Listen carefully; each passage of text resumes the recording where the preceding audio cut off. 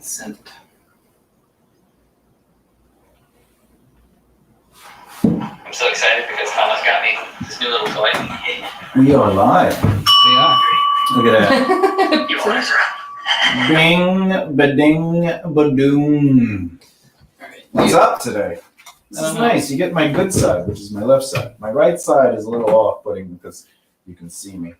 But this is nice. Oh, look at that. Hey, JD. Oh, hey, Thomas. How are you doing? I'm doing pretty good. This is like a nice little, new perspective because we rotated the table. What do you mean? I have a lovely view of the Hanukkah bush behind you. I don't make this stuff up. I'm Thomas J. Bellezza, and this is JD McGibney over here. Hello. Just for the record, we were talking to JD the other day, and we were saying, "Hey, JD," and he was like, "Hey, what?" And I was like, "Oh, I was wondering, how much of this do you make up?" And I told him it was at least half of it. Yeah, and he's like, "I don't ever make up. I'm always right. And if you think you're right and I'm wrong, I'm not gonna make up." And in that situation, I would be left. Yeah. But what do you mean? I don't know. All I know is I got my coffee right now. You got your Diet Cherry Pepsi. Oh, Not yeah. sponsored yet. Not sponsored. Yeah. Not sponsored. Yeah, we gotta get sponsored by that. What's the deal? What's going I don't on? know. The dog's not doing his job. He's not reaching out to the Pepsi. The dog does two things in this world. He sleeps and he drinks. That's it. And Me the third thing is, I would say he eats, but that's like, you have to do that. Yeah. He's definitely, he farts as well. Yeah. Who does? The dog. I don't know. Is that because you're the heart? You're the hearts and I'm the smarts? He's definitely the farts. Yeah, you're the farts. I've smelt it. That's why I keep your door shut at night. I just can't handle it anymore. Listen, today is going to be a show about shows. I don't know what that means, but look, if you look on the bottom, it says a nice today. Thomas J. Bellezza and JD McGibney have a conversation asking how to succeed in entertainment, the misconceptions of your industry. If you have questions, let us know in the comments below. Yeah, please. We actually can see the comments right now. Over So here. feel free to talk and we'll respond to them in kind. Speaking of, Here, get my laptop. maybe he's gonna get his laptop. So I'm just gonna start the show on my own instead of being prepared. Yep. Like the little people. Anyway, so today we're gonna talk about some misconceptions in the industry and also how to succeed in entertainment. I figured today we'll start with the misconceptions since I like to start with the artist brain and then go to the business brain. And since JD is the artist brain, we're gonna ask him misconceptions of the industry on his perspective, not on what I want to hear, but his actual truths before meeting me. So not what I want to hear and not what is correct, but what your true perspective of the question is before meeting me. So if I, for example, if I say something, your response of, "Well, I don't know, why don't you tell me?" would mean that you literally had no idea what you had no thought on that subject matter at all. Therefore, I agree. defaulting to the audience that you are uneducated. So now that we put the position, Yeah, we have. we don't want the audience to know that you are uneducated. So you have to answer the question. Well, I will continue to answer the question in the perspective of me prior to meeting you. Prior to meeting me. So, but also I don't want you to. I'll know I know. if you're answering it in the business brain. I will continue to answer in the perspective of prior to meeting you. Therefore, just the artist brain. Just the artist brain. But trust me, I will know, and I will know. But did you know that I know that you know? You know that I know that you know that I know before you even knew that you knew that I knew. Because I know. Who knew? Because I don't make this stuff up. Jesus, somebody turned the heat off. All right. Anyway, so we're going to start, like I said, the misconception of your industry. This is my favorite thing. So as a consultant, I deal with this a lot. People come to me and say, "Hey, Thomas, I really want to be successful in the entertainment industry. How do I do it?" And I go, I have no idea. Right? I say, "You got to do these things." And they go, no. And I go, "What do you mean? No. They go, "No, I got to do what about this, and this?" So we're going to talk about A, B, C, D, and E. The first thing we're going to bring up, though, if the right verb, I'm going to add JD. You know that old saying, "If you build it, they will come." They will come. That's right. So artists in my existence of being a consultant and also a successful musician, actor, writer, comedian, and whatever. And that one time you're almost a tap dancer. It's funny you mention that. I did study tap. It was a very short time in my period where I was not proud of. However, challenge. If you're a tap dancer, you know what that means. However, if you build it, they will come. Just to give the position of this segment, if you build it, they will come. It really comes down to, look, you got to make merchandise, you got to make CDs, you got to make films, you make a comedy special, it's all about making a product. It's all about, if you build it, they will come. It's not necessarily about shows. That's going to be later on. Performance is not the same as build it, you will come. Build it, they will come is about you needing a product. So you got to make merchandise, you got to make shirts, you got to make this, you got to make that. So so I'm asking you, JD, how do you feel? Tell me your thoughts on that prior to meeting me and thinking like an artist. Basically, did you guys think about if you build it, they will come mentality? Prior to meeting you, we very much had that if we build it, they will come mentality, because our understanding, not just because we didn't really have any better of an education, was that we thought that we needed music in order for things to be not just viable. Music, you're saying, because music is not a product. Well, what I'm trying to say is that our thinking was that everything revolved around music. We thought that if we had music, we could do all this other stuff. So if we had the music, we would therefore be able to do shows, and then we would therefore be able to do merchandise. We would be able to get fans. We'd be able to build an audience through the music. That was our understanding prior to meeting. So, prior to meeting. All right.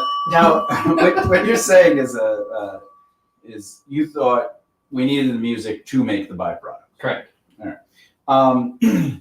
Because our understanding was that a band is a group of guys or a group of people in general that come together and go, hey, we're gonna make things. We're gonna make music. So that's what we thought the purpose was. So that's what we thought we had to do, and that was the starting point. Which is another misconception, is that you artists think you need something to sell, and they forget that they are the business of selling themselves, selling their brand, their likeness, their existence, and turning that into something else, something greater than a thing, and that's how you create longevity. But because things are just things. Yeah, things are just things. And as a musician standpoint, I will say this: if you think writing a song is your be-all, end-all career path, what are you going to do with the second song? And how quick is the second song coming out? And how long do you wait until the second song comes out? And if you're thinking albums, okay, how many songs are on the album? Great. Let's say 8. You write 8 songs. You put the album out. How long until you make the next album? What do you do with that album?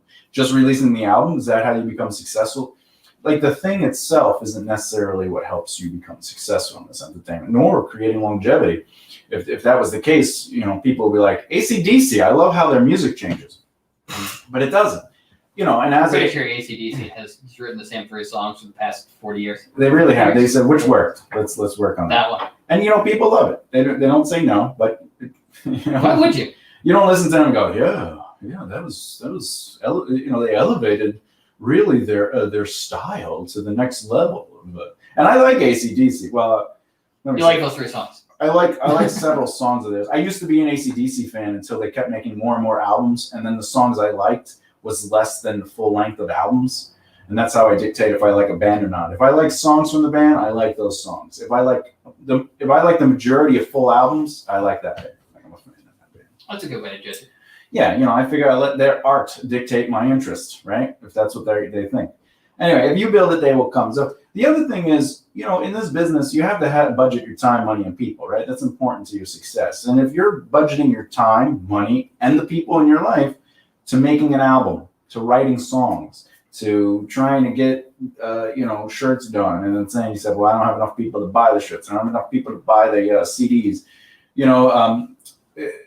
You're basically, you're putting your business into debt before you are putting your business into earning. You have to earn the right to ask somebody to buy your stuff. And they're not going to just buy it because you're awesome, amazing, and unique, because that's just not how it works. You may be playing in front of, say, 100 people. Out of those 100 people, 10 people go, ooh, this is pretty good. And one person's going to go, you know what, I'll buy it. Oh my God, you guys are amazing. I got to buy this stuff. This is so good. Right? But that's maybe. That's a maybe. But if you can let people build an emotional relationship with your brand. Oh, look. Bing bong. If you can let people build an emotional relationship with your brand, you are ultimately going to have a fan. And that's the difference between someone liking your music, just like I said. There are some songs I like, and then there's some bands I like. And what you're trying to do is trying to get someone to be a fan of the band, or in this case, the brand. And it's the same thing with an actor. Actors think, well, if I put a lot of money into like what Kevin Smith did, you're like, Kevin Smith is truly a 1 in a million chance. Like, yeah, everything worked out perfect for him, and that's even, not how it even works. Kevin Smith in interviews is like, this is what I did. Don't do this. Yeah. He's like, I'm a fluke. That's what he said. He says, I stepped into, I took a risk knowing I didn't care. He's like, I didn't care. If it was successful, whatever, woohoo. If it wasn't, I knew I'd be paying off that debt for the next 20, 30 years.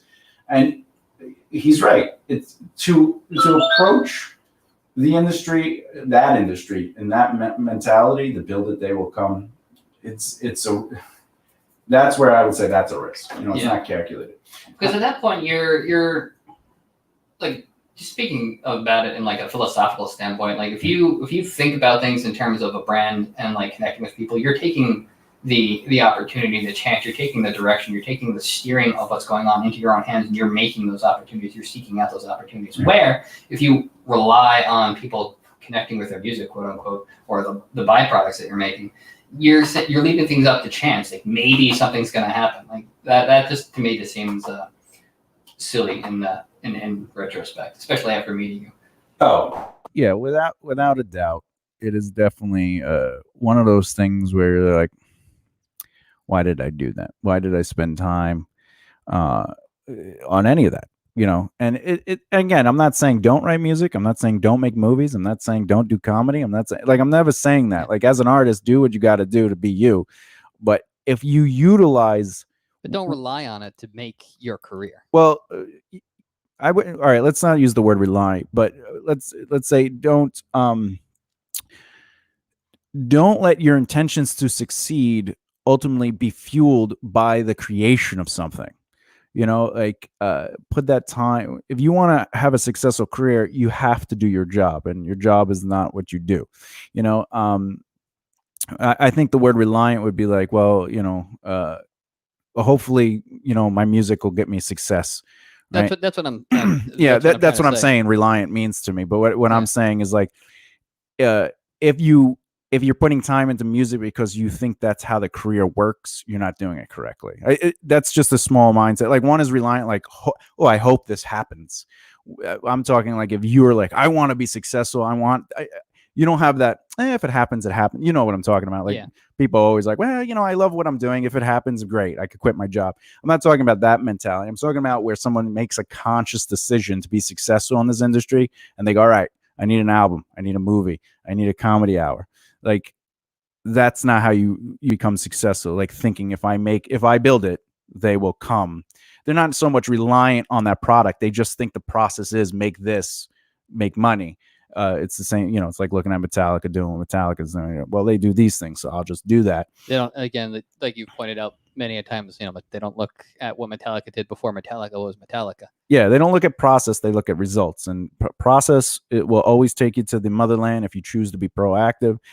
Results will never get you anywhere, because how can you get results if you don't have process? All right, so as an aside, you know what? If you want to make an album, make an album. If you want to make a movie, make a movie. But if you want to be successful in this industry, whatever your industry is, be it music, comedy, acting, make sure you're doing your job first. And your job, as we always talk about, is basically the triangle of life. 3 needs of success, 3 needs of longevity, and 3 needs of purpose. You got to build and cultivate relationships. You got to design a brand. You got to understand what your strengths and weaknesses are. You got to manage the people around you. You got to think outside the box, etc., etc. We'll go into that more. Now, another misconception that I've dealt with as an individual until I learned the business, and also dealing with clients, is they always come into this phrasing where it's like, I need to work. And what that means is like that song. Yeah, work. What are there any words to that song other than work? I don't know. I've never listened to that song past work. Anyway, so the position of work is ultimately like, if you had a job, like let's say you had a regular day job, as they say, and you worked as a cashier. Working more as a cashier doesn't necessarily equate to getting a promotion. Will it happen? Oh yeah, absolutely. If you work there for X amount of years, somebody's going to promote you just because you put the time in. But how you ever hear people, oh, they're a little aggressive and they have motivation and they're like, doing all they got to do. You're to a go-getter. They're a go-getter. People notice you and then they're like, we're going to give you a promotion. And someone's like, but I've been here for 10 years. And it's like, but all you do is work, work, work.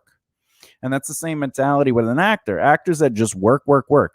I'm doing background all the time. I'm always doing independent films. I did a couple of commercials, but they're all non-union, Yeah, they don't stand out. They don't make an effort. They don't build relationships. They don't go out of their way. They're just there. They do it the bare minimum and they leave. Yeah, exactly. And when you work, work, work, even as a Work, musician, let's just write music. Let's write songs. Let's get on stage. All right, let's do it again. Write music. Get on stage. Let's record music. Let's get on stage.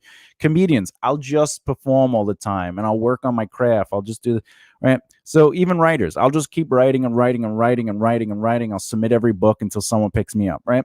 Does it happen? Yeah. Every artist, every author I've ever read about that was successful, right? Like in the, it took me 10 years. Every author I've ever read about, they basically, what they did was they just kept writing books. And then eventually their 10th or 14th book over the course of a book a year or a book every 2 years or, book every 3 years, they finally got a publisher to pick them up.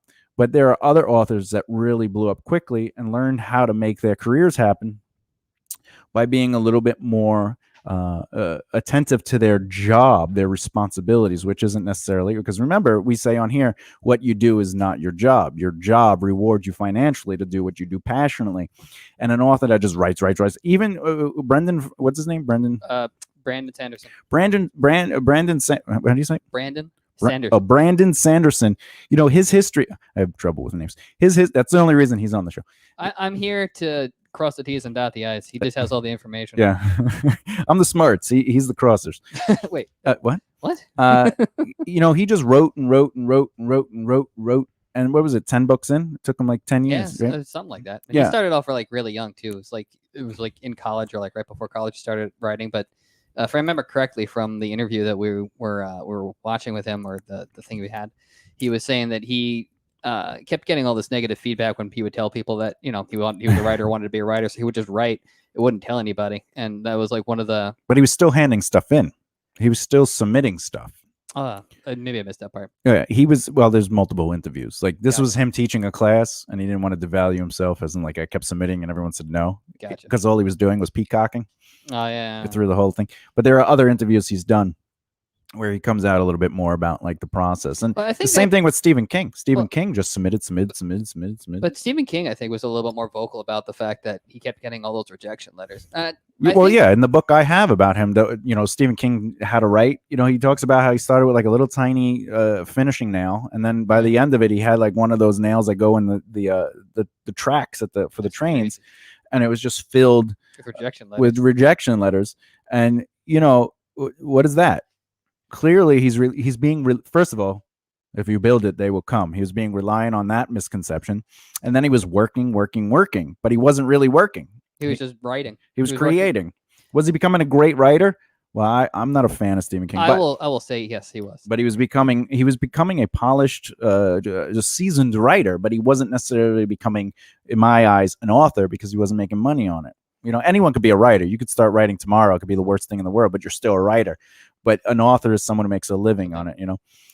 It's like a comedian to me is someone who makes money. A comic is someone who does it, as a hobby. They just, Well, I think something that helps people understand a little more about the process is, when you have people who have reached success, who have been successful, and then they share, all of their misgivings, all of their failures. Like just speaking personally, some of my most important lessons, some of like the biggest lessons I've ever learned have come from me, failing. Yeah, but not everybody tells you their story about how they failed because they want you to learn. They tell it because they think they're better than their failure. Like, yeah, of course, it took me, 10 books to get where I am, but now this is all I do for a living. And they don't really explain what it was they failed on. They just said 10 books got rejected. but their process to those 10 books is terrible process. It's just it's work, work, work, work. And as an artist, asking you, did you in the band, or you before meeting me, just in general for the music industry, did you have that mentality, that work, work, work mentality, where write music, do an album, play shows? Yeah, pretty much. The band as a whole, again, focused on writing music and like making an album. Me, I focused on writing the music and then doing shows. For me personally, getting an album done wasn't necessarily important. Mm-hmm. For me, it was quote unquote getting noticed because of the music, and then eventually going and getting a record deal and getting all that, and basically having them pay for the the expenses of making an album, marketing, distribution, all that. Yeah, we get into that a little bit later, but yeah, you're mixing two misconceptions together, and that's what happens. You end up you stockpile these misconceptions. If we build it, if we make an album, we play music, people will see it, they will love it, we'll get signed, and so we're just going to work towards that solution, and grow our yeah, basically, like business. Everyone in the band, in some way, shape, or form, was focusing on the music aspect and not necessarily building the brand of the band. Yeah, and it's funny because you're like, well, I would rather focus on music, on shows, and they're like, no, let's focus on an album. Yet you both thought the other person was wrong, but you were both wrong in the sense of not wrong as in being a musician. We were wrong in the understanding of how to create success and longevity with the band. Yeah, exactly. Yeah, well, let's ignore the band. Your company was failing. We're not even talking. A band can last 30 years and have success as being like a weekend warrior band. Hey, we've been together for 30 years. We're playing a song, and like you're old, you're fat. You're playing to all those local people that they're all your friends for this long. Like I see people play sometimes to a packed house, but every single one of them grew up with them. Like they just followed their scene, but they never took that to the next level because all they did was work, work, work.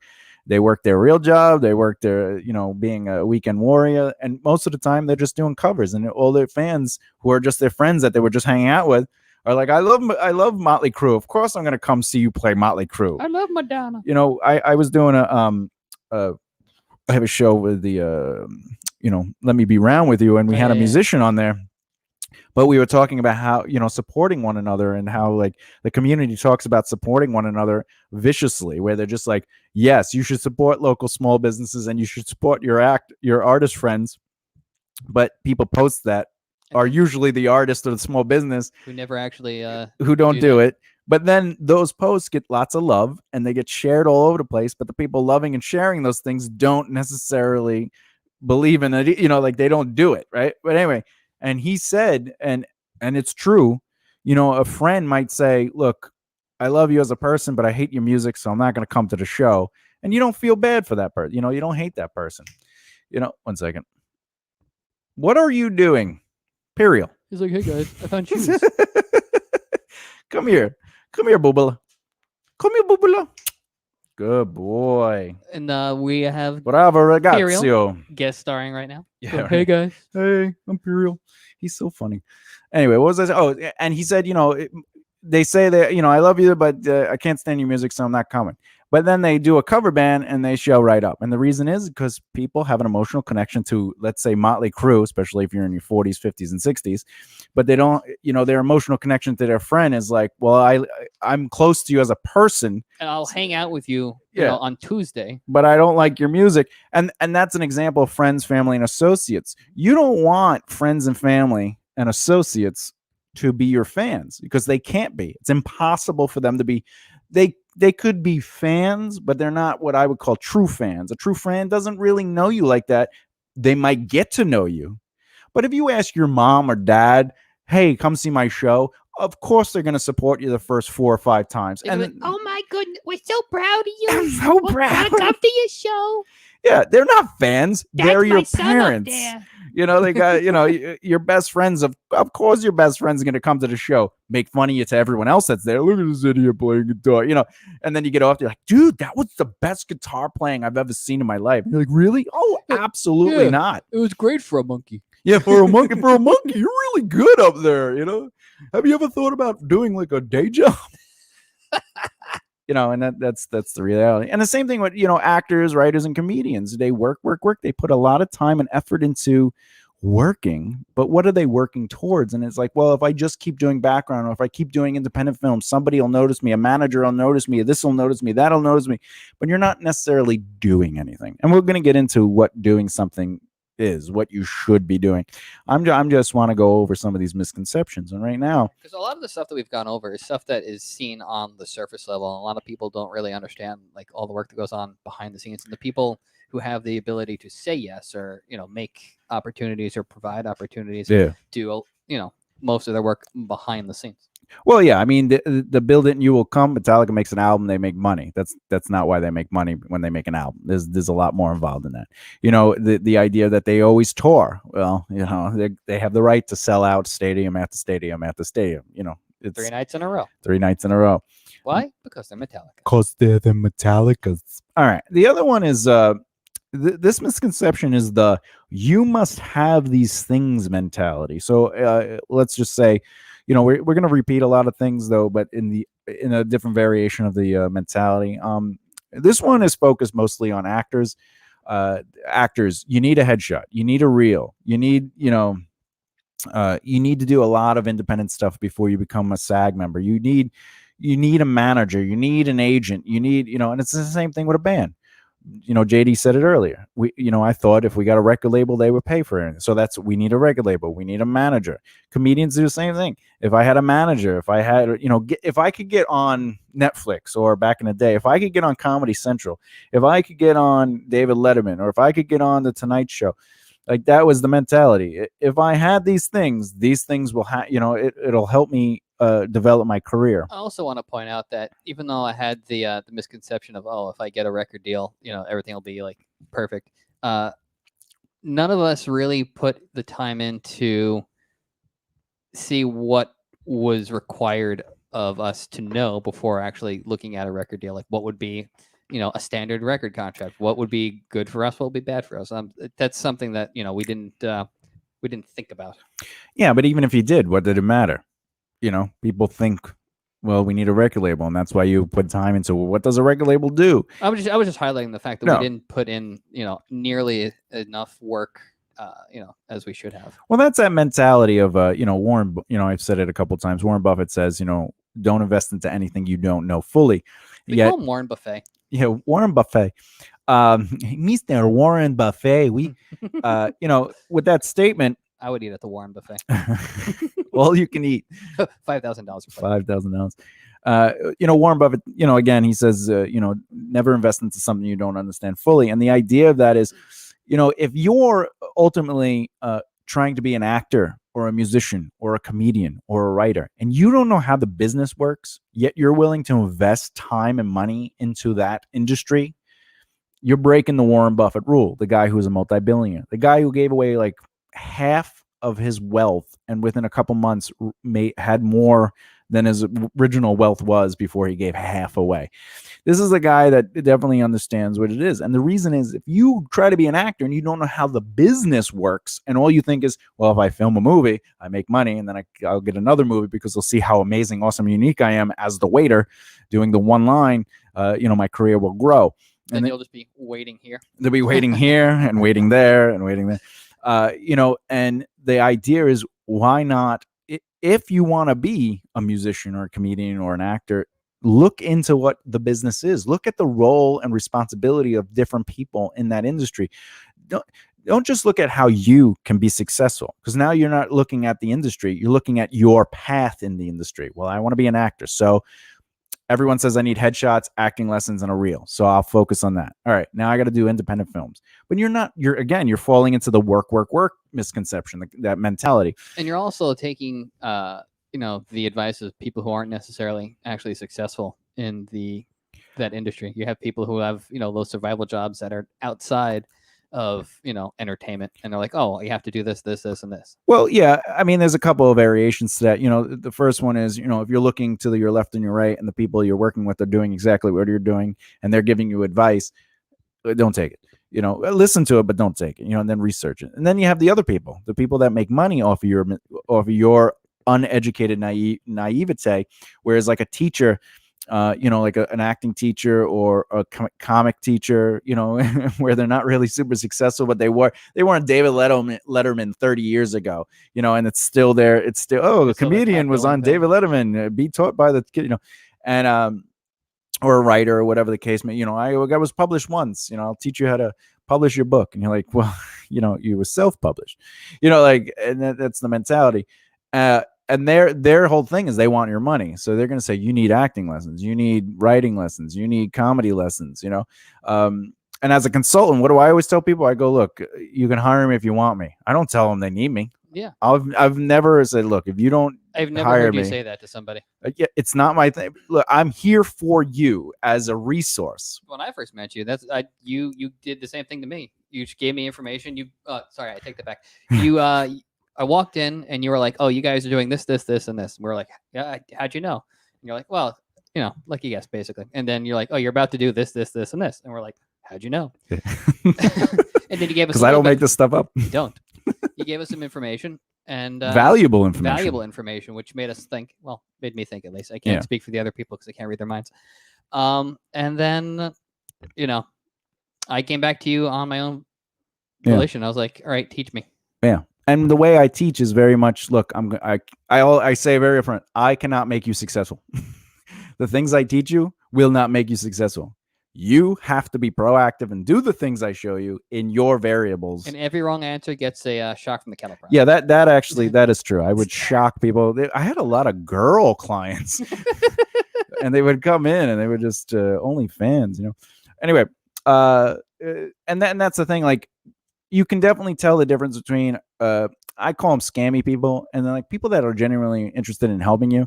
If they're there for you at your convenience and never make you feel like you need that or need them, you're doing fine. And also, if somebody, like, let's say I'm a comic who's teaching you how to do comedy, and I go, you also need headshots, which, by the way, that's insane, right? They go, you need headshots. I know someone. And then they refer you to someone. They're going to kick back. It's a scammy business, but they have conditioned people to watch other people who are stuck in that scammy situation, like an actor. That's like, if you just keep getting acting lessons and become amazing, you're going to get the best roles out there. And I know great actors who do take lessons, but all they get is independent work, and they refuse to jump to SAG. They're like, well, I'm going to wait until like I have a big opportunity. What do you mean a big opportunity? Well, like once I get like a chunky lead, I'll join SAG. And you're like, no, you need to be doing those one lines that you need a SAG card for, so you can get in there, not to do the line, but to network and build relationships with everybody on set, and to continue to maintain those relationships without asking for anything. Something that I never understood, even before I even got into, the film and TV side of stuff, is like actors and actresses that are like, oh, I'm working on my reel. It's like, why? Like I've literally seen people get offered like really good offers, and people will turn stuff down because like, I don't feel like I have enough on my reel. It's like, you don't need the reel because you just had the opportunity delivered to you on a silver platter. Like that even before meeting you, like I've seen stuff like that happen, and like I never understood why people would turn stuff down like that. Well, the other thing is, this mentality, you must have these things, like a record label to be a successful band. I've seen bands sign with labels because they got the offer and they just signed it. They didn't get a lawyer. They didn't look it over. Oh my God. But like in their brain, they were just like, we have the record label deal now. I'm having so much anxiety just thinking about that. Oh God. Nah. I've had more than one friend get a record deal, and every single one of those friends that I know that got a record deal got a huge chunk up front. They got their signing bonus, and they spent that money on a car, equipment, a down payment on a house. And then the record label's like, all right, work on your album. They're like, oh, can we have some money for that? Yeah, we gave that to you. Oh, that was, I thought that was, no, it was enough for you to cover your bills at a minimum budget for the year and to focus on an album. Oh, well, I already spent. All right, well, we're going to just tack it on. And now you owe more, and it's like. Did these people not read the contracts that they were given? Oh, they did, but they didn't have a lawyer read them. There's a big difference. You reading a contract, I Is- know for a fact, is will completely not different. understand that contract 100%. No, Even me, who's well versed in contracts, would be like, I still need a lawyer to look I this feel like over. in order to be a lawyer, you have to be like a druid and basically devote like 20 to 40 years of your existence to understand the secret ways of lawyeries. Let's be druid lawyers. Oh man, I should ask my aunt if they have like cult meetings. And They just, do. Like, do like They whole- burn incense. Yeah. Yeah. Just very much. The contract just like materializes in front of the circle, like all glowing gold and everything. That's funny. Is that how it works? I think it is. Real quick, asking you the artist question on this particular subject. Ooh, You know? there's a question. Well, no. Oh, you're asking. Me You a know, question. yeah. So you must have these things, that mentality. As an artist, what were like a few things that you believed you had to have to be a successful band? Well, I've already said that we thought we needed to actually have like music written, Yeah. but something that I I've mentioned a couple of times already is that Yeah.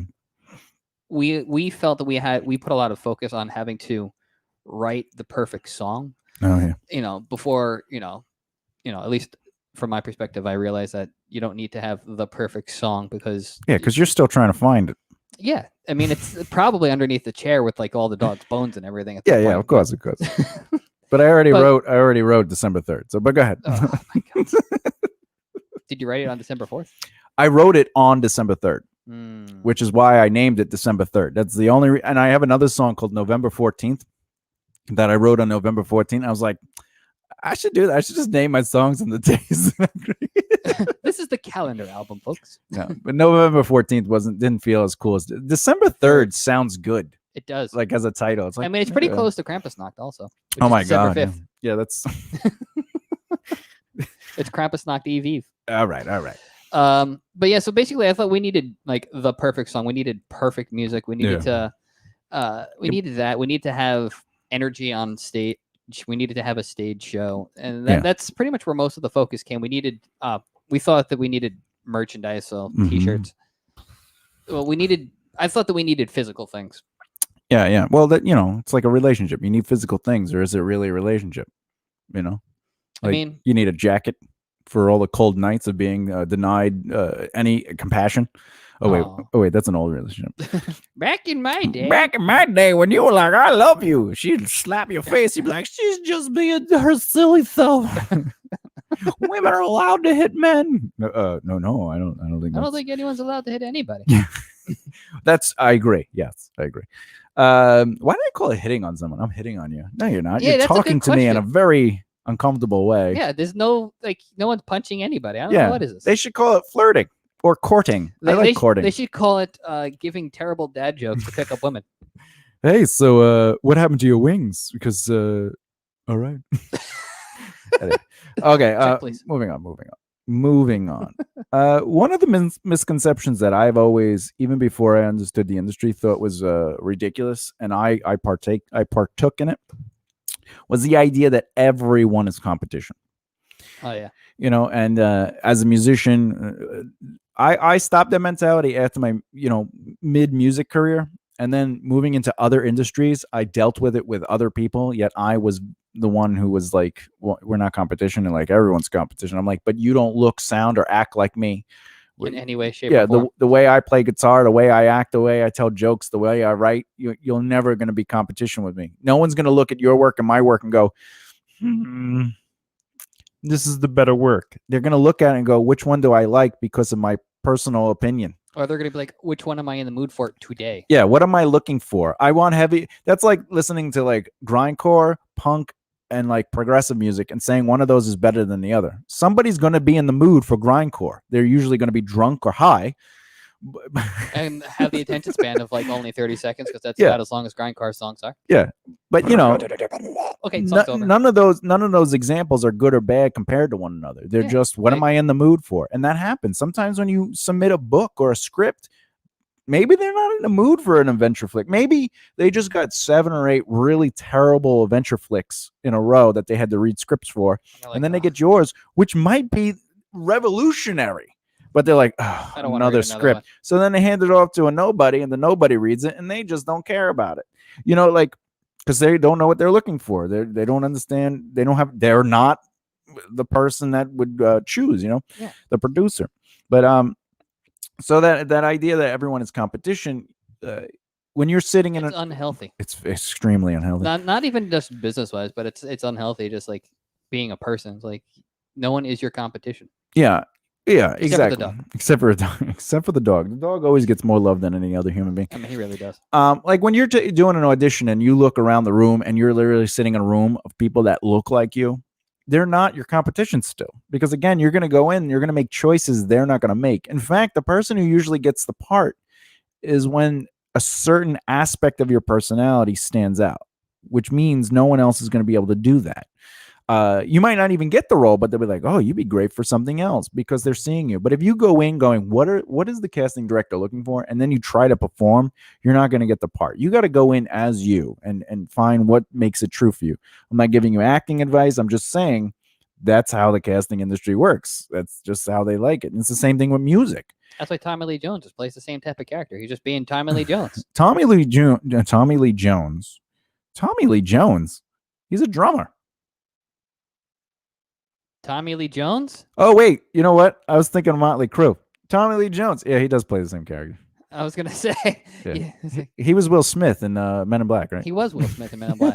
Will Smith was the little octopus baby. Yeah, that's right. Oh, he's so cute. All right. But he does pretty much play himself in every role. That's true. Excellent drummer, too. Anyway. There's almost coffee everywhere. Yeah. You get a point for that. Thanks, I appreciate it. Let me ask you something about that. When you were growing up in the music industry before knowing me, like how competitive were you, and how much did you look at even if you worked with other people, how did you look at that situation? Did you have that competitive mentality? Did other people in the band go, no, we're going to go there and we're going to be better than all these other bands and we're going to steal their fans? Things like that. When I first started out, I was very competitive, and that was a big part of the mentality that we had. But a little bit prior to meeting you, I would say maybe like a year or so right before meeting you, we started becoming friends with a couple of bands that we ended up just like playing with like a lot. Yeah. And like that mentality started to leave. And we actually started working, trying to plan together with these two other bands to build up basically like a coalition of the three bands to start working together. To do what specifically? Basically build the brand. The goal was to build the brand and awareness for those three bands. And our doing what? Well, our goal at the time was to try and get more shows work. But we were trying to model what we were doing we were trying to model what we were doing around the New England metalcore guys. Yeah. So like Shadows Fall, Killswitch. Yeah, I got you. All That Remains on Earth, because like they had all basically been in and out of like each other's bands. They grew up together. They developed together. They did that. They created a scene. They created an experience. They created an environment that people were like, oh, let's do this. So that's not 100% correct. But go ahead. That I'm giving you what they did. What you're talking about is when somebody got an opportunity, they brought everybody on board. They helped one another rise up the aisle. They worked together, grew together, and rose together. Yeah. So it wasn't they were just like, let's build our brand value. If one person got an interview, they introduced somebody, they were like, you got to interview this other band. So it was like that kind of, if they did a show, they called out a magazine. They always brought each other in, together. But not just the show, but they were like, hey, we're doing the show. Why don't you guys call these people? We'll call these people. You call that. And then, that's if they did once they got signed and it started leading tours, what did they do? They brought each other. So they were always helping one another. Let me ask you a question though with that. So when you did the coalition, of bands, did you now as a coalition feel like everyone was a competition? No.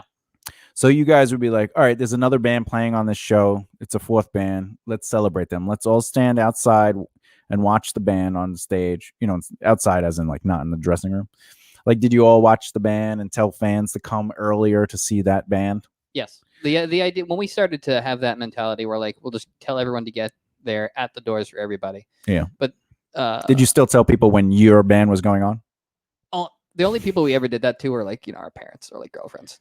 Why? But like we always just were like, wait, you had girlfriends at the time? What did it feel like? Kind of leathery. How old was she?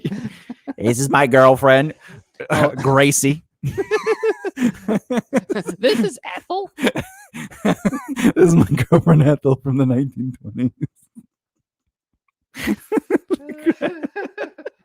I like to do the jitterbug. Is that a spotted moo? Oh yeah, it's Oh, the I top of spilled the. my cranberry juice. Yeah, I love it. Oops. I'm talking to town. Yeah, I bet you are. What are you wearing? Flip flops? Yeah, it's for my cankles. My bunions. Don't even get me My started. bunions. I love when JD sucks on my bunions. It's so hot. He just plays his guitar and throws up afterwards. So beautiful. You're so beautiful. How'd you know what I wrote? Yeah, because I was there. I was Ugh. filming it. I was like, I'm gonna meet this guy in a year. I'm gonna wait till OnlyFans is on. OnlyFans. Whew. So all right. Take a So break. I'm good. so you would just tell your parents and girlfriend. Like what time like we were specifically going, yeah. But everyone else, the idea was just to always say these are when the doors are. The dog's making noise.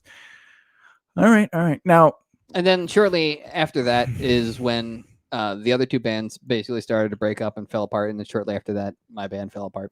oh But, man, terrible. We had met you maybe 6 months before the band broke up. Yeah, and they were like, "This guy doesn't know what he's doing. We're gonna record our album." We had already And then recorded break the up. album. Oh, really? that I'm point. sorry. Yeah. Yeah. Yeah, we met you. How at the many? deal. How many songs were on it? 10? 10. Where's the album? I never heard it. Really? Yeah, the high quality recording that you guys did in, I know it in was a room. terrible. Yeah, It yeah. was terrible recording. You did it in a room? We recorded it in my buddy's bedroom, except for the drums. The drums we actually went to Sabella's studio. You might as well. Sabella's been doing every Long Island musician, and he always brags, "I did Zebra and Public Enemy. and Public And, Enemy." Marcy Playground, Sex and Candy. Oh yeah, he did Sex and Candy. I did. did Sex and Candy. Yeah. I did it. Sabella. We almost went to them, and we walked down. I go, we're not recording there, Yeah, and no. and they were like, why not? He's go, because he just named the people he recorded, and I asked him questions about sound, and he just said, well, I recorded these bands, and they got a good album. I go, but we're not that band. Yeah, you're definitely. It's like going in and go, oh, you did Dream Theater? Can you make us sound like Dream Theater? And they go, No. oh yeah, absolutely. The answer is no. Yeah, the because answer you is are not always Dream no. Theater. But Only even, Dream Theater can sound like Dream Theater. But even like Green Day, if somebody was like, can you make us sound like Green Day? Unless we like literally worked our asses off to play like they play, like their style and get their tone, we really aren't going to be able to play like them. even then, like if you have someone who's like a devoted like cover band or like cover musician, like Yeah. even they are not going to sound exactly like the original. Well, there was a group of kids that got together and they worked hard to sound like Green Day, Oh, and they made the yeah. fake album, and everyone thought it was the new Green Day album. And like people are like, "Oh my god, it's great!" And Green Day's like, what? Like, that wasn't. It Definitely sounded not like us. him, but if you really are a Green Day fan, you're gonna be like, this isn't them.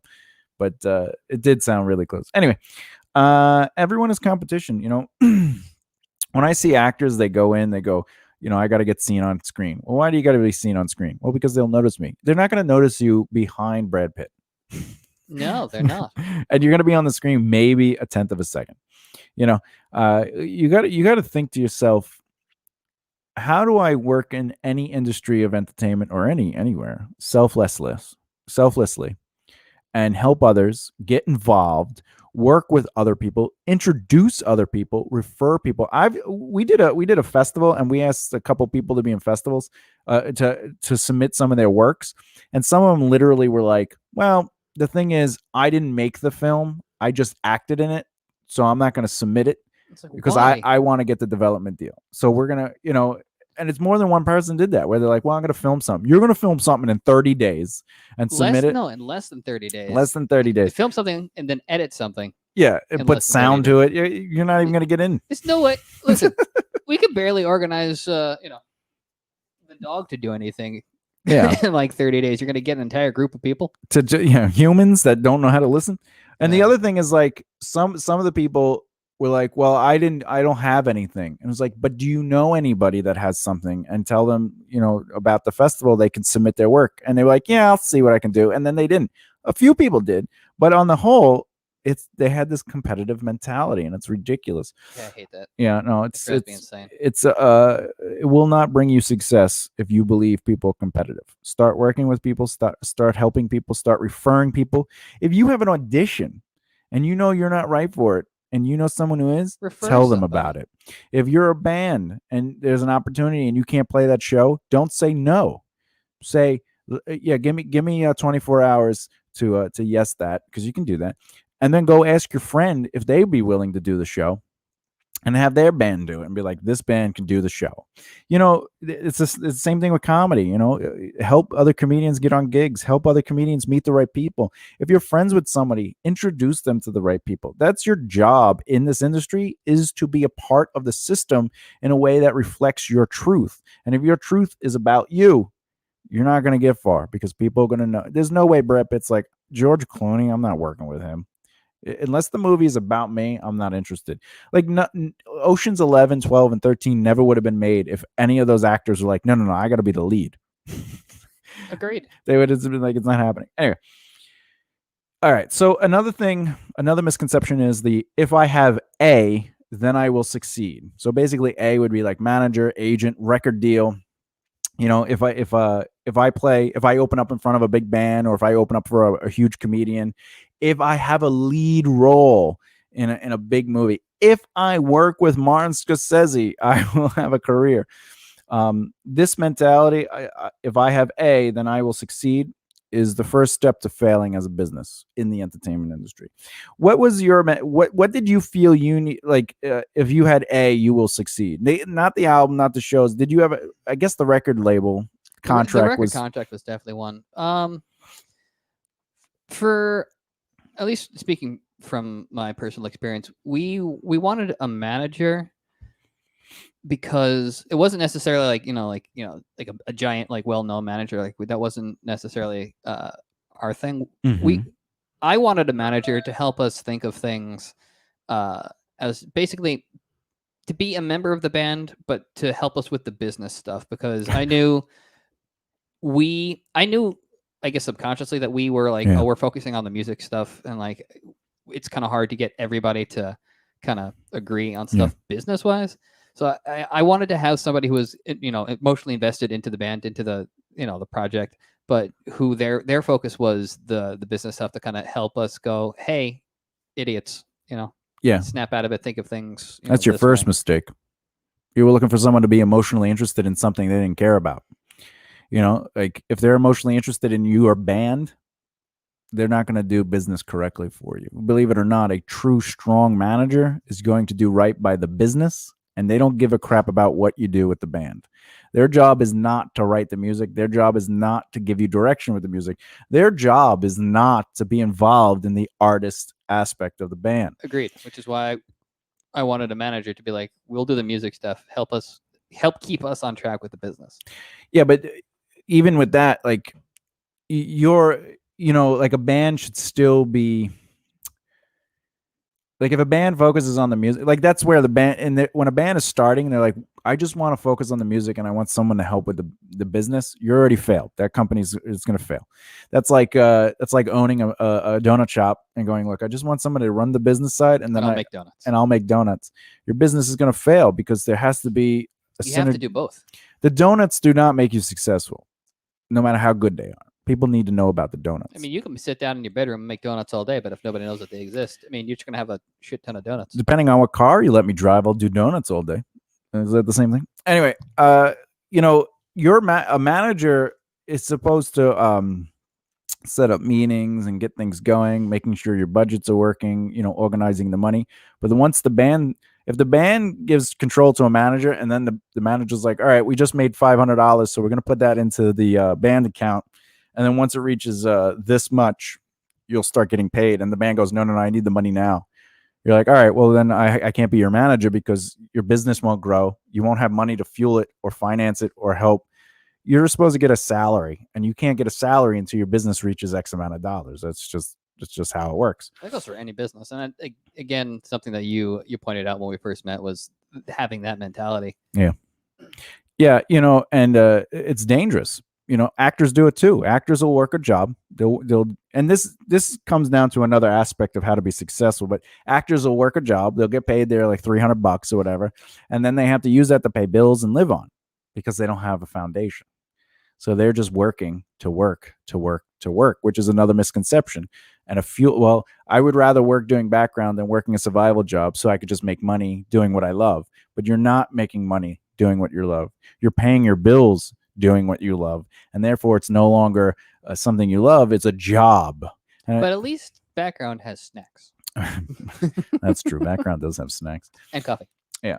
So, if you have that misconception of if I have A, then I will have success and I will succeed. Like even actors, you don't need a manager agent to succeed. Like I have both. And I've also had a literary agent. I've had, You've also gotten more opportunities doing stuff yourself. Than, because I build relationships, which is part of your success. Your process is build relationships, and people go, "I want you involved in this," and you go, "Great, I'll do it." It's like you're some sort of social butterfly or something. Social. My question is, where do you hide the wings? Oh, in my anus. All right. That's So weird. this is another thing that's a misconception. Then we're going to start talking about how to succeed in entertainment. All right. So Ooh. the last misconception is dreams are too big too often. What does that mean? It means, if I can work with Robert De Niro, that's I just want to work with Robert De Niro, or I want an Oscar, or I want to I want to win a Grammy, I want to be on the charts, I want to play so and so Coliseum. But you're just starting out. That dream is too big, and often those dreams is what pulls people. Well, I'm working towards this huge thing. And in reality, you should be creating to-do lists. You should be creating smart goals. And you should be going, well, all right, let's say I want that Oscar. What do I need to do? Right? That's very New York of you. Oscar. Right? First of all, I'll put it out there. If anyone's listening on the comments, how do you get an Oscar? I know, but do you know? Right? So you have to say to yourself, well, how do I even get an Oscar? Wanting an Oscar does not get you the Oscar. Being a great actor in a movie does not get you an Oscar. Same thing with Grammys. I don't know if you know this, but Grammys have a specific time date when a song can be played. It has to be a certain amount of time, right? And then you have to pay. You have to pay your fees to be awarded a Grammy, right? And then you got to market, and you gotta basically you're pulling for Question. it. Sure. Do you have to be do you have to pay your fees in order to be nominated, or just to accept? I don't think that's necessarily true, because I've met someone whose band was nominated. Did they get it? They were not aware that they were being nominated. Oh. So did they have a manager or a record label? Yes. All right, then they paid their fees. So you're saying in that instance, the record label would pay the fees for Absolutely. Gotcha. Because the studio does it for movies. Sometimes the director or the producer does it. That makes sense. Same thing with an Oscar or an Emmy, like if you have a TV show or something like that. So yes, the band might not have been aware because they're artists. And because the record label would cover the cost. Yeah. I'm assuming not that they would cover it. I mean, they do cover it, but what I'm saying, if you're not doing it, they're doing it. Because if you win a Grammy, they make money. Yeah, it looks good for them. It's like, oh yeah, we have a Grammy winning artist. Oh. So not necessarily I got you. is wrong. Where's my green pen? I was gonna say. I don't know. Let me hear it. How do you happen to know off the top of your head what the figures are for, like how much it is for? I don't know off the top of my head, but you could literally look it up. It's like 5 or 6 things that you have to do to get your Grammy. But the specifics of each of those things, it changes every year. It's the same thing with SAG. If you want to, you have to pay union dues. And those dues are different for everybody, depending on how hard you work and stuff like that. But there is money involved. There, the same thing with Oscars. You got to pay. You got to campaign for your Oscar. It has to be before a certain time.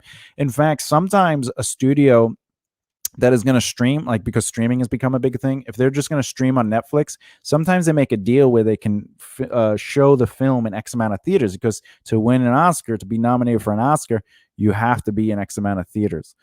So they do that as well. You don't have to get a lot of money. The film doesn't have to do well. Obviously, Shawshank Redemption did amazing at the Oscars, but it was a flop during that season. Because I think what was it, like Titanic, I think, came out that year, and like some crazy movies came out that year. So no one saw Shawshank Redemption in the theaters, but it was a rental hit. Like once people they saw the Oscars, they were like, "What is this?" And then everyone was like, "You need to watch this movie." It's such a good movie. Too. It's so good. It's good. I bought the script when I was younger because I was like, "This movie needs to be read." I just think it's interesting that Is it? you hate Stephen King so much, yet you love that movie Because Even it's a short story he wrote that someone took and made it their own. You know, that's really the secret of the matter. You know, but every movie, like Running Man, is another Stephen King movie that I like, but it's not the Stephen King movie. You know, someone else was like, "I'll fix this." It's an Arnold Schwarzenegger movie. It's an Arnold Schwarzenegger movie, you know, or like Dreamcatcher. Like that movie's terrible. Have you seen that stupid movie? I think I've seen Dreamcatcher. It's just so Maybe stupid. once. Nothing really like. Oh wait, I think I do. 'cause You know I what's a vaguely really remember- good Stephen King film? The Dark Tower. Oh God, that's Especially if you don't watch it. If you don't watch it, that I am movie's gonna... terrified to watch that. Yeah, and so was everyone else. Anyway, Doctor Sleep was a good movie. so dreams are too big to. Oh, well, there's another example. You know, like The Shining was completely rewritten. The Shining. The Shining. we're watching the Simpsons version. The Shining. That's funny. Anyway, dreams are too big too often. You know, if you have these massive dreams, learn the industry, learn the process, then break those down into smaller processes and start working small. If it's going to take you 5 to 10 years to get that Oscar, so be it. Be aware that it might take time. If you rush your dreams, you're never going to get there because you're going to trip. You're going to miss something. You have to be aware of what's going on. Can you be aggressive? Yes. You can't run before you can walk. That's right. However, you can crawl before you take a nap, you know, like, because usually the crawling wears you out. That is totally true. You want to be aggressive. That's fine. But there's a difference between being aggressive and like jumping steps. You know, be aware of the process. All right. Did you as an artist with your band, what was like your big dream that you guys were working towards by whatever it is you were doing? You were like, this will get us to this promised land. So what was our end goal? What did we want? Well, yeah. What was your big? What was like? We're doing this to accomplish. Boom. This. Well, I think everybody was in agreement where we wanted to be a internationally touring act. That's pretty much the basis of what we were going for. Yeah. And then we wanted to be able to do that full time and not have day jobs. That's what we were striving for. How'd that go? The band broke up, Oh, darn. and I am the only one who works in the field of entertainment. Yeah. And you went on tour, several tours, played, and also was a part of the tour package. Yes. That's very good. Very good. Now, your band itself has not been on a tour, but you still make a living in the music industry. That is true. And that's another thing about dreaming too big is some people think, well, I'm not taking that opportunity because I want to be a lead actor and, you know, helping the director or being an assistant or, you know, working in I don't want that. I want to be on screen. Same thing with comedians. No. If I don't headline, I'm not interested in doing that show. I'm a headline comic. And again, competition. All of you other comics aren't as funny as I am. So if I'm not headlining, I don't want to be on it. Yeah, you know, that's dumb. That mentality is going to lead you down the wrong path. Yeah, no, I see myself as musically speaking, I see myself as a guitar player, but my first opportunity to tour with a band was dressed as a goblin where no one could see my face. Yeah, which I said yes. We were all grateful for. Yeah. I mean, it definitely hid the schnoz. No, it didn't. It enhanced it. I mean, come on. Facts. Triple facts.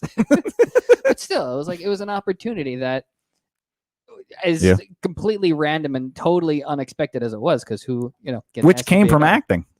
Which came from acting. That's right. You were a background actor, which led to opportunity, friendships, relationships, and ultimately getting on tour, paid to do tours. Yeah. And then eventually led to being able to get paid to play guitar on tour. Yeah, exactly. Because And the friendships you made in that band led to another opportunity. Yeah, and then not to mention just being able to be around, you know, like-minded people and just build friendships within a sphere that. Well, let's be honest. You weren't around like-minded people.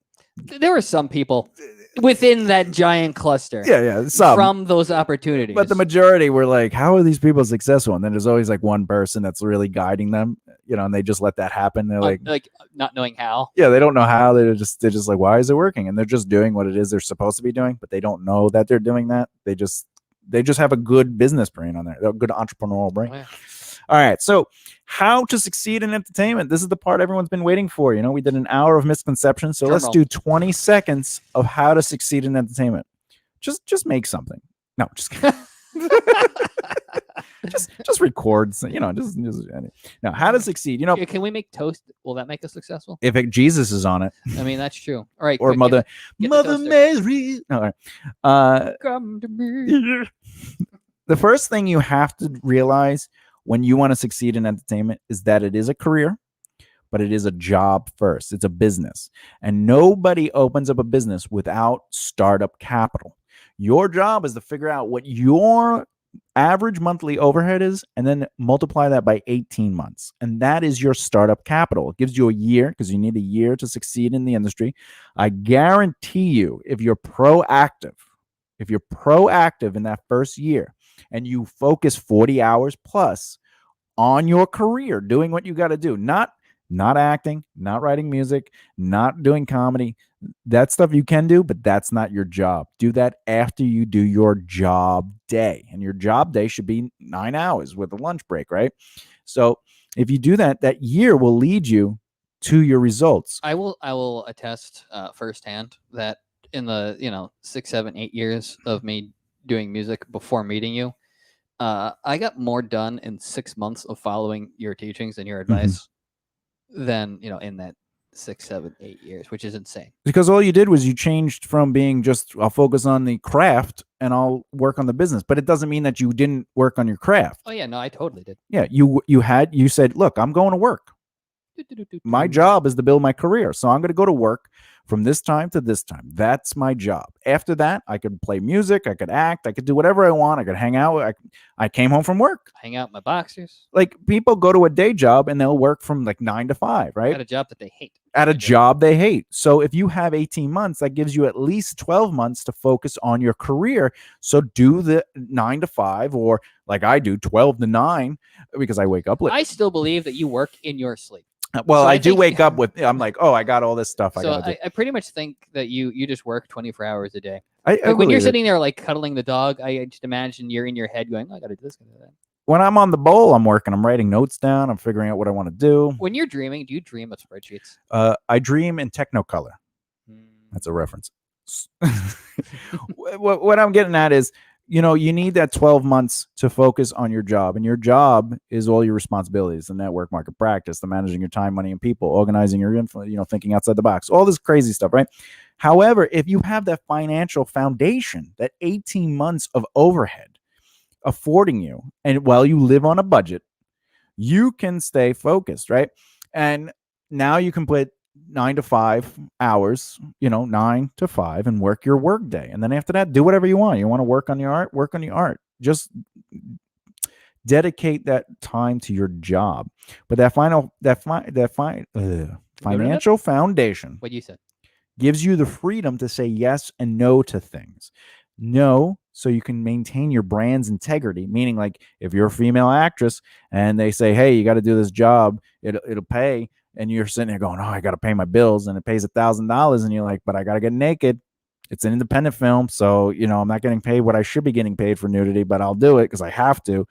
If you don't want to do it, don't do it. Well, you're jumping the gun on the narrative, but yes, I'll reiterate just so we have a through line.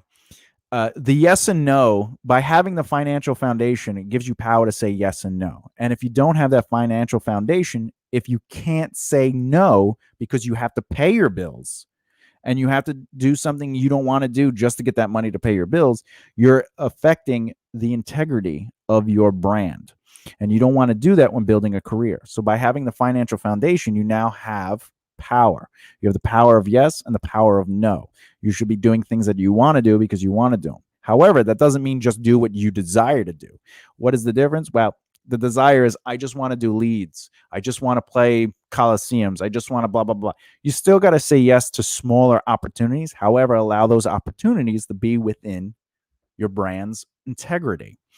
And another thing financial foundation does is, as you make money, Obviously, if you have 18 months of financial foundation, you have more than 3 months of a safety net. Now, every dollar you earn gets thrown into the 60-40 split rule, which means 60% of all money earned goes evenly into your security, growth, and dream accounts. That allows you to protect yourself if you ever go broke. It allows you to invest in yourself. So that's the money you never really have allocated. You're like, I have no money to invest. Well, now you have it allocated. And of course, your dreams. So people go, I want to go on vacation. Don't go on vacation with money that is not allocated. If you go on a vacation with the money that pays your bills, you're doing it wrong. Earn the reward. Go, oh, I have $1,200 in my dream account. I'm going to go on vacation, right? Because you know what I'm saying? And that 40% goes back into your foundation account, which is ultimately your safety net, right? You want to continue to grow the safety net. But this is management of your money, control over organizing your money. And that's what a financial foundation does. It gives you all this power, the will. It's basically wealth. You have 18 months of wealth. However, now you're utilizing it to run your business. Any business out there, any business owner, ask them, did you start with no capital? If they said no, watch their business fail. If they said yeah, something yeah. that you mentioned when we first met is incorporating. Well, yeah. That's a whole other show, though. That's you don't need to incorporate to be successful. You need to incorporate so you can manage your money and organize and stuff like that. We're just talking about the standard, what you need to do to be successful. Should you incorporate? Yes. Look into what it is. Every state is different. However, it is not essential to your success. I've seen people succeed without an incorporation. However, as they became more successful, they got an accountant, they got a manager, an agent, and they're like, you should incorporate. You got to incorporate. And they're like, why? It's like, because you're a business, you stunad, All right. By the way, if anyone has any questions about the stuff we're saying, please comment and we'll be happy to answer that or ignore it, depending on the question. We love answering questions. Yeah, we definitely love it. I like watching JD answer the questions. Oh, yeah. I usually just answer an interpretive dance, and however you take that answer is, what like the answer is. Yeah, and then when he finishes, I go, okay, now this is what you do. All right. Yeah, my answers are more like tarot cards are up to whatever you're thinking. Yeah. Oh, I got the upside down cup. You know what that means? I'm going to spill my drink later. Oh. All right. The next thing that you should be focusing on to be successful, or remember, these are tools. I'm not going to tell you how to utilize the tools. That's your variable. That's how you are comfortable doing it, But these are tools, things you should put into motion, things you should be proactive with. And the three things is network, market, practice. You need to be out there building and cultivating relationships. However you can do that, do it. The marketing aspect is you have to design a brand to build awareness, which creates interest that ultimately generates sales for people to buy into your brand emotionally. You have to do that. You have to stand for something, and you have to be consistent with that message. You have to allow people to see your value as who you are, and through your actions too. And then the practice is being aware of your strengths and weaknesses. Sometimes we forget that the value of our growth is important to our success. You can't just rely on, well, I'm really good at playing guitar, so I'm just going to focus on being an amazing guitarist. And then you realize you suck at talking to people, you suck at organizing your money. Well, whenever I get money, I just spend it. Well, you're never going to be successful. You're gonna be that great, amazing one-hit wonder who's now doing crack because they're poor. I mean, now. What do you mean? Weren't they always doing crack? Not everyone. I'm not saying you all do crack, but Shaquille O'Neal, there was this great interview he was doing, and in the this is what when I hear like interviews, I pick out these little cherries, and one of the cherries was, even though he's allergic to cherries. I am allergic to That's why I cherries, picked them and out. now the world knows how to kill me, even though I'm drinking Diet Cherry Pepsi. Okay. Shaquille O'Neal was being interviewed, and he says, I blew $1 million in a day. And he was the trading cards. Oh yeah. He got paid $1 million for the trading card likeness, right? Which is an intellectual property, by the way, which is an asset, which you should be developing your assets. His mug was his asset. In the interview, he goes, I blew $1 million in a day. And how I did that is once I got the $1 million check, I said to myself, I always wanted a blank car. It was like a Benz, I a think. Benz, like whatever the car. It was a $250,000 car. So he went and got it, came home, and his dad said, hey, what about me? And he's like, you know what? Without you, I would have never made it where I am. Let's go. He went, $500,000 now. Same car. Came home. His mom was like, hey, what about me? So they went, They got a different style of that car, but still $750,000. And then he spent the $250,000 in something else. Now, the thing that was interesting, which I really appreciated in the story, is the bank manager. The bank manager called up Shaquille O'Neal and said, "Hey, why don't you come in?" And he says he went in and he goes, "Listen, you're an amazing basketball player, but you're not always going to be amazing. And one day you're not going to be young playing." too. He was very young. Yeah, he was very young. He was older telling the story. Yeah. But he was young when this happened. And he goes, "And you're not always going to be playing basketball. You may be getting a lot of money, you may be dealing with a lot of money, but it doesn't necessarily mean you have wealth. And the only way you're going to maintain your wealth is if you start organizing your money, if you start handling it better." And not everyone in the industry, of any industry, be it entertainment or football. I consider football entertainment too. They're entertaining people. Yeah, no, But basketball, all those all the things. sports is It's a form of entertainment. That's why there's so much money to go around. Not very rarely will people have somebody come up to them and say, "You got to start," like Will Smith. He was spending money. He was broke. And someone says, "This is why you're broke." And they were like, you need to know how money works. And somebody sat down with them. And basically the producer of Quincy Jones, the producer of Fresh Prince of Bel-Air, took him under his wing and said, "Stop spending your money like that. Just because you have $1 million doesn't mean you have $1 million. And that's the thing, and in that situation, he had to learn. So his strength was basketball. His strength was personality, personable. He was personable. His strength, Shaquille O'Neal, not Will Smith. yeah, Shaquille O'Neal. His strengths were to get on that court and practice. He had a regimen, but his weakness was money. He did not know how to manage money. And that's a terrible weakness, right? But you need to be willing to take the knowledge and the advice and the guidance. No. You got to be willing for yourself to take responsibility for your weaknesses and say, "Let me see what I'm good at, what I'm great at, and what I'm poor at." And then you say to yourself, "What do I need to know to be successful in this industry?" And then start working on developing that skill. It's just a part of your growth. And that's the 3 needs of success, by the way. You have to network, market, and practice. They'll bring you to success, but success isn't longevity. Success, defined by me, will always be making a living within your field of interest. A living is not a lifestyle. A living is affording your average monthly overhead. Okay. A lifestyle is basically your wants instead of the needs, right? Now, it's also, I think, important to Yeah, go mention the practice isn't necessarily the practice is not just the craft aspect. It's what you had said, which is practicing is practicing the things that you need to better in order for you to actually have success. Well, that's strengths. And it's just practice is all about your strengths and weaknesses. It's not about talent, but strength and weakness, being aware and taking responsibilities for your strengths and weaknesses. Like, for example, Shaquille O'Neal was an amazing basketball player. He just, right? How old is he now? I don't know. Old. He's what, like 30? No, I don't know. He's like, he has to be 50. He has to be like 50. Really? He has to be in his 50s.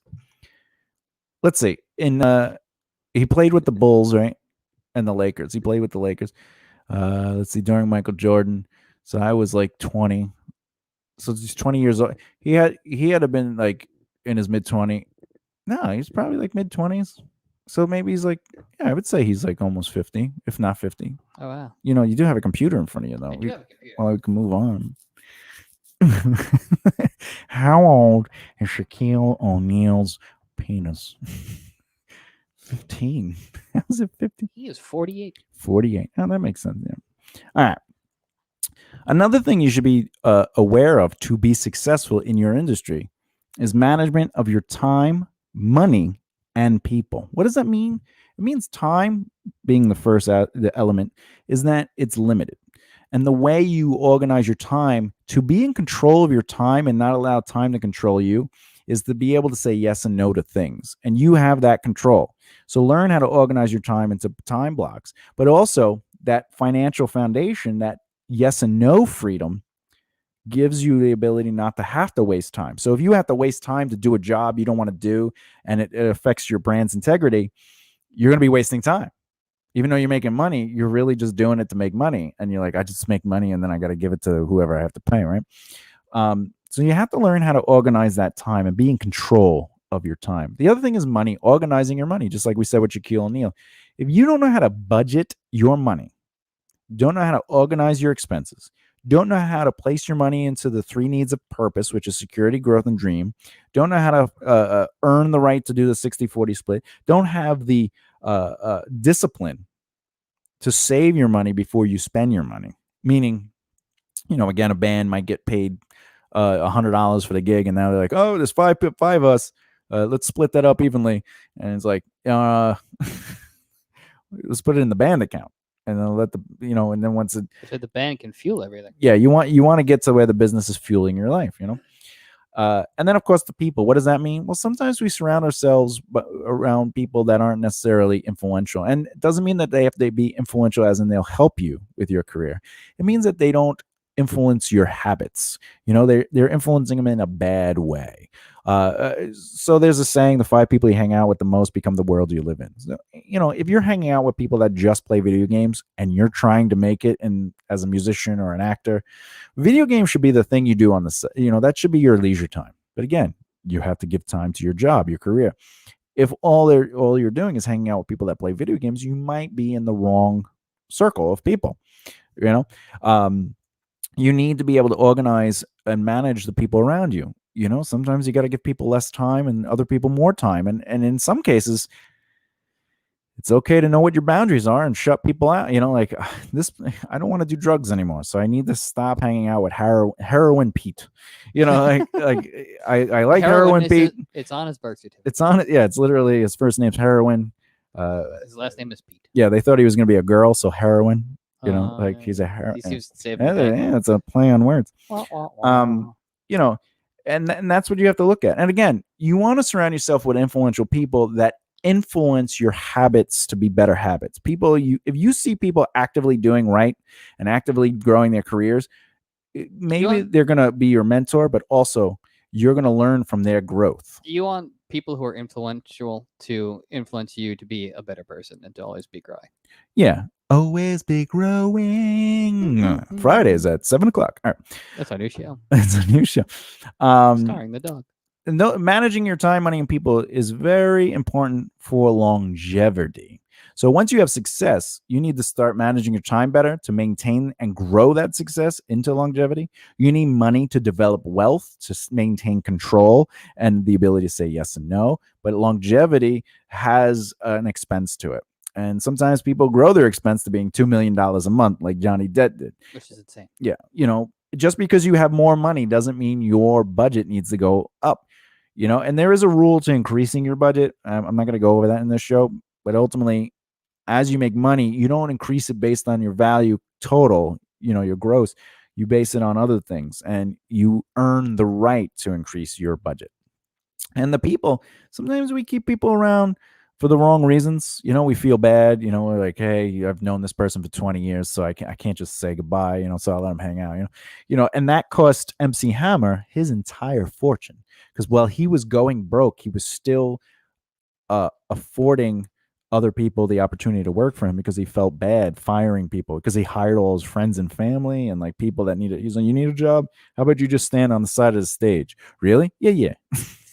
And yeah, it was really nice that he did that, but he could have turned his entire fortune back around if he just kind of fired everybody that he needed to fire and kept the people and localized his ability to manage those people.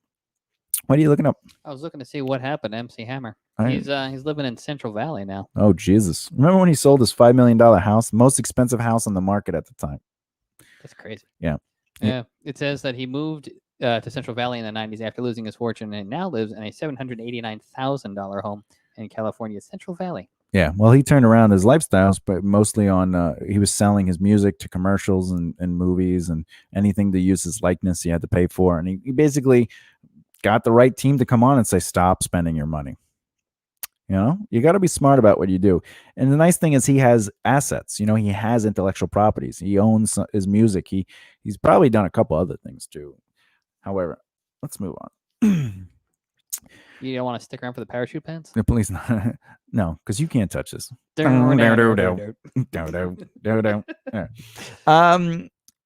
thing, we said something about this a little earlier, is to be successful, you have to have a goal list. All right. And then on that goal list, you need to have SMART goals. What's the SMART goal? SMART goal is specific, measurable, attainable, realistic, and timely. So if you make a goal and it doesn't seem like it's specific, if you're just like, I want an Oscar, that's not really specific. That's just like, oh, this Yeah. is what I want. How Yeah. do you know? Yeah, I want an Oscar in a year. That's not realistic, especially if you're not even in the industry yet. So it's okay to set these goals based on the SMART, specific, measurable, attainable, realistic, and timely. Also, I believe attainable can be switched out for actionable, but whatever, doesn't matter. But It just means you got to do it. yeah, you just got to do it. But a goal would be like win an Oscar. That's a goal. And then you have to set up all of the SMART goals. And it could be like 100 SMART goals. And remember, your to-do list, your goal list can have a million things on it. Because if your goal list or your to-do list ends up blank, like you've done it all, then you're not doing anything, which means you're not doing anything. You should always be doing something. There should always be something Well, on that's your something list. you say, quite often is that, your to-do list should always be growing. There should always be something on it. Yeah. And if it dwindles down to nothing, you're doing it wrong. At You're least definitely doing it wrong. Because what do you mean there's nothing to do on your Yeah. to-do list? you should always be doing things. Things are always going. Yeah, this has to be, even if you just follow the triangle life. Did I network today? Did I market today? Did I practice something today? Did I manage my time? Did I manage it? Maybe I should go over my money. Let me look at the people around my life. Like, even if there was literally nothing outside of what your triangle needs you to do, there's still like your triangle of Like, life. even if you're supports- blizzarded into your house and you literally cannot leave, there are still things that you There's- can do. Yeah, like you could wash your floor by just getting naked and covering yourself in suds and then just sliding across the tiles, I mean, that's usually which how we is do going to be that's our Sunday Olympics. Anyway, Woohoo! you need those goals and you need those SMART goals. So figure out what it is you want to do. Make sure there's multiple things you want to do, and then create those SMART goals, which will become ultimately your to-do list. And you just focus on those things. And by the way, controlling your time, the management of time, you don't need to focus on your SMART goals in a way where like, well, once one SMART goal is done, then I can move on to the next one. No. Take back control of your time. And like I said earlier, time blocks. Give yourself 30 minutes to an hour to work on any given goal or task. Once that hour is done, move on to another task. There's always tomorrow. You can work on that task again until it gets finished. Remember, it's better to do eight hours of tasks a day than it is to do one task for 8 hours. You'll get more started and over time accomplish more. And that's the thing. Your goal is to start things. They will finish. If your goal is to finish something, you won't start things. You'll only get one thing started. So think like that. 2 more points. Think But outside don't the point at box. Yeah, don't point. When you point at someone, you point 3 times back at yourself. Wait, what? That's a thing. Yeah, look. Ah, Your fingers are pointing. Jesus, this kid, every day this guy's learning something. Pew pew. Hit your bell. See, this really is like the best investment that you've gotten. There's another one. And it's bigger. Oh man, this show just got amazing. My bell is bigger than his. Yeah, but mine has a smiley face. Yeah, I got you the smiley face because Oh man, oh, I think we should Good come up times. with a thing where like people ask us questions and like the first person to ring the bell. I'll let you ring first every single time, just so I can listen to the answer. Up, your bell rang. You Ooh, got my bell sounds nice. Look at the doggy. Oh, All right, I want to give two points to end the show. The first point to being successful, like that's bigger. I looked for one that was like really big. we should just get a gong. I would. Boom. Two final points to how to be successful in entertainment or just in life in general is think outside the box. Believe it or not, thinking outside the box and a proactive effort to find solutions is more valuable than saying I can't. This also influences that whole thing. We'll have a plan B Oh my mentality, god, I hate that. right? Which is also a misconception. If you want to do something in entertainment, you should have a plan B to fall back on. Well, how can you focus on plan A if you're trying to build up plan B so you can fall back on it when plan A doesn't? No. Plan B should just be another way to get to plan A. And that's what thinking outside the box is. When something, the dog He's our new cameraman. is our new cameraman. Look at him. He's so beautiful. He's So a little great. bit. He's like a 3-pound Rottweiler in a 115-pound body. All right, I mean, that makes sense. that doesn't make sense. He's so graceful. Your ability to think outside the box will allow you to find yeses to your no's and also your possibilities to your can'ts. When you can't do something, that's not where your brain should be. It shouldn't be, I can't do that. It should be, how do I do that? Even if you try to come up with 15 or 16 different ways, brainstorm the hell out of that. Let's say after all that brainstorming, you can't do that thing. Then it's time to figure out a new path to succeed in the goal of the thing that you were going to do to get to. To be successful, your entrepreneurial brain should always be thinking outside the box to find solutions in a proactive effort. That's it. Very simple. A very good tool to utilize in your everyday goals and stuff, you know? And specifically, tool, not a perfect circle. There's a really great Perfect Circle video where like I don't know who the bass player is, but it was a female bass player at the time. Oh, like the original. Yeah. Original band. And like the song is going through like this like breakdown, and like in the video she's like wrapping her hair up. Oh, I think it's Judith. Yeah, and then all of a like, sudden it's like Oh yeah, like in the bass break, she like stops. yeah, it was like, really good, really good. And everyone's like all silhouetted, kind of. Yeah. Yeah, I think it's Judith. Yeah, it's a good video, good song too. All right, the final thing. It's the final thing buzzer. The final buzzer. If you're trying to be successful in the entertainment industry or your industry of interest in anything, you need to know your industry. What do you bring to the table also? So how can you know what you can bring to the table if you don't know your industry? If you want to be a musician, a writer, an actor, a comedian, knowing what you see on television or knowing what the results are from what you see successful people doing in an industry is not you knowing that industry. Know how it works from the bottom level to the top level, because there are different levels to your career that will change the variables that surround you, especially when wealth starts getting involved.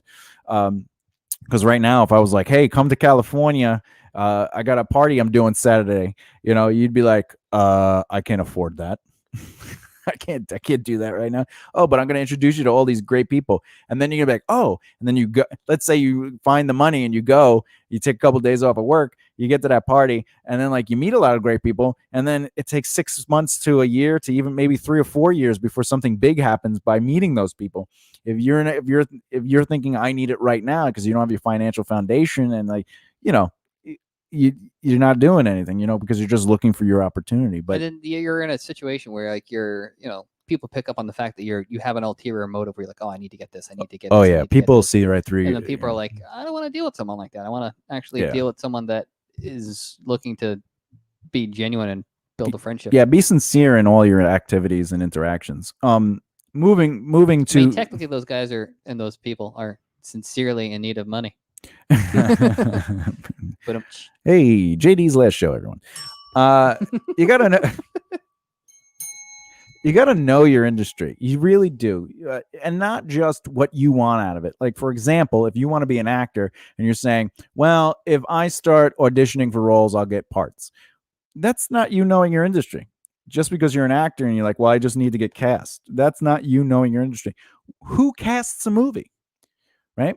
That's what you got to. Well, casting director, Thomas. You just said who casts the movie? Casting director. No, the director and most importantly, the producer have the final say on the casting. Casting director is simply they go through thousands of actors and actresses or whatever performers, and they whittle it down to what they think are the best 4 or 5, sometimes maybe 10, and then the director and the producer will come in and they go, who do we like out of these people? And usually if they don't go with someone that they already know that they're friends with. If they don't, yeah. So like Leonardo DiCaprio didn't audition for Wolf of Wall Street. Him and Scorsese got together and made the movie, you know. So you have Jonah Hill too. And Jonah Hill. Not saying when your first movie will be, you know, the Jonah Hill casting where they're just like, you can be in the movie. Just highlighting the process. Yeah, so it's like they're like, oh, I want to work with this guy. You want the gig? You got the gig. But with that process, now we know, hey, why don't we make relationships with writers, directors, and producers? Because they're the ones making the film. Yeah. So now you make relationships, you help them. And maybe in the first 2 years, you don't get work from them, but you're sending them people who you know are good that will benefit from that relationship, and you won't get anything out of it, but you'll be building that relationship. The other thing is musicians, they think, well, if I play shows, I'll make money. That's the misconception, right? If you're Especially looking, when you're first starting out, like, personally speaking, we like almost never got paid, well, yeah. I mean, it's because you were relying on your music, and we're like, we just want to play. I just want to play. If you're looking at Metallica to say, well, Metallica plays shows and makes albums, that's how they make money. So we should play shows and make albums, we'll make money. That's you not knowing your industry. In fact, the industry today is not of just the music industry is not the same as it was 10 years ago. And it's always changing. Streaming changed everything. Same thing with the industry of film and television. Kevin Feige just recently was, he got interviewed and he was saying, no, streaming is the future for the Marvel universe, which is a big thing to say because the movie industry is huge. They just made $2 billion on Endgame, but yet they have 5 shows, 6, 7 shows coming to Disney Plus that are all MCU. Yeah, they're all springing off of the films. They're still in the same universe. And, again, the industry's changing. Especially with COVID this year. Well, you remember back in the day when they were what is it called? Pay-per-view? The pictures. Remember when they were pictures and they were just black and white, no sound? So people went and watched the moving pictures. Hey, let's go to the moving pictures. And then it turned into talkies. No one's going to like the talkies. Well, I've never been to one of them old-fashioned. Oh, yeah. You got human age, too. So, it was the moving pictures was the black and whites. And then it was the talkies. And then it was the colors, the Technicolor. And then there was there's the callback, Technicolor. Well, Technicolor was like the company that was doing all the color. They would paint the frames. Yeah, but they were around for so long. There's actually a guy who started doing that before Technicolor existed, but he was just a director. He just did it for his own movies. I think Technicolor is still around, actually. Oh, it might be the company. I mean, Polaroid is still around. I feel like I may be making this up because there's banners and signs everywhere, but I'm pretty sure I've seen the Technicolor logo on a building in LA and Hollywood somewhere. You're probably right. Maybe. Going back. And then that's the thing, the industry changes, it evolves, and you have to maintain your knowledge of how the industry works. And by knowing the process of, if you look at Metallica and watch how they became Metallica, or you look at Brad Pitt or George Clooney or any success, even Robert De Niro, look at their careers and how they became who they are. Comedians, Louis C.K., George Carlin, all these people, when I used to be close with George Carlin's brother, but a long time ago, when I was in the comedy industry, and, the stuff he used to talk about his brother, the way he became successful had nothing to do with him being funny. In fact, he wasn't even the funny we know today. He became his true voice, as per George Carlin suggestion, is one of his first New York HBO specials. The one where he talks about when he went from hippie George Carlin to angry. No. There was, because he already did that transition, but it's the special where he talks about Joe Pesci. He goes, I pray to the sun. I worship the sun because I could see it, but I pray to Joe Pesci because I believe he's the guy who could get things done. Right. and I prayed to Joe Pesci the other day about my neighbor being annoying. And you know what? My neighbor shut up. He hasn't said anything in a couple of weeks. So, I know he's good. And I think he's a good actor. He does that. It's really funny. That show was the show he said became his voice. He was like, this is really my voice. So he wasn't even who he thought he could be for years, because he started back in the day when you were watching black and white, right? Yeah. But didn't he start off originally wearing a suit? Yeah, he wore a suit. And he's actually a duo. He started in radio, though, if you really want to go back further. He was a radio guy, and he was, hey, this is George Carlin. Right? And he would do the news and so. Anyway, know your industry, especially the evolution of the industry that you're interested in, how it works, who does what. Just thinking casting director casts movies or television, think of what is it they really do? Who does what in the order? Film, TV, movies, because film again, more TV. No, the music industry, comedy. How does the comedy industry work? There are comedians I know that are not on Netflix or did Comedy Central, but they do stand-up comedy and they get the right for TV shows. And I know one comic personally I'm really good friends with, and he writes for major comics. He writes their jokes or he'll clean them up and he gets paid for it. you just because what you want to do is not your be all end all. If you want to get to Netflix to do a comedy special, sometimes you got to work for somebody. Sometimes you got to help other people. Sometimes you got, like, JD works in the industry. He said he toured. He wasn't a guitar player when he toured, but then he was a guitar player. You have to. That's the thing about the financial foundations. You can say yes and no to those opportunities, but you have to also recognize how the industry works and say to yourself, all right, I am going to help write for this comedian for now. And it'll lead me to the next step in my evolution of being a comedian. Because you don't have to be that great representation of your big dream. Because remember, your big dreams too often. And then you'd be like, well, if I'm not headlining, I don't want to be a comedian. That's all I want is the headline. So I'm not going to help anyone. Don't think like that. Yeah. Think about the steps, the process. I think Kesha is a good example, because she started out her career writing songs for other people, and eventually it led to other opportunities where she became Kesha. Well, 4 Non-Blondes, I get real high, and I step outside, and I get real high, and I scream to the top of my lungs, what's going on? Oh yeah. She wrote a whole bunch of songs for Pink, Oh yeah. but she vanished from the music industry, right? A band, 4 Non-Blondes, vanished, but she was making a living. Thanks, Burial. Hey. You want to fix the camera so we can wait? Almost fixed. Bring it up a little bit. That's funny. We're gonna end the show, but I just want to finish. Well, bring it forward. I want to end with what do you bring to the table? Yeah, that's good. That's good. So by knowing your industry, it helps you recognize what you can bring to the table. What can you bring to the table? If you know how a business works, now you can refer people, you can introduce people, even if it doesn't influence you. It's just you helping the industry that you love so much. If you know the process, like, for example, if you want to be a writer for a comedy show or a sitcom or anything, or just a showrunner or something, believe it or not, starting as a door person could lead to the desk person, that could lead to an office intern or an office PA, that leads to you being a reader or a runner, or all these opportunities that gets you in the